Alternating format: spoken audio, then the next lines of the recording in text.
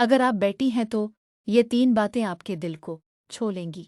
और अगर आपका कोई भाई है तो ये सुनकर वो पहली बार समझेगा कि इसकी बहन रोज़ क्या सहती है। वीडियो आखिर तक देखें क्योंकि नंबर 3 सुनकर आपकी आंखें भर आएंगी।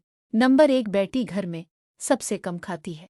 आपने कभी गौर किया जब खाना कम पड़ जाए तो सबसे पहले बेटी कहती है, बस मेरा पेट भरा हुआ है। हालांकि इसका दिल चाह रहा होता है कि वो आखिरी बूटी खाए, लेकिन वो चुप कर जाती है क्योंकि वो सोचती है कि अगर मैंने ले लिया तो छोटे भाई का हिस्सा कम हो जाएगा।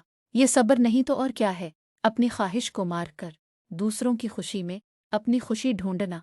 नंबर 2 बेटी रोती भी है तो छप कर। बेटा अगर गिर जाए तो माँ फौरन दौड़ कर उठाती है, लेकिन बेटी अगर अंदर से टूट जाए तो वो अकेली कमरे में जाकर सबसे छपकर रोती है। क्यों?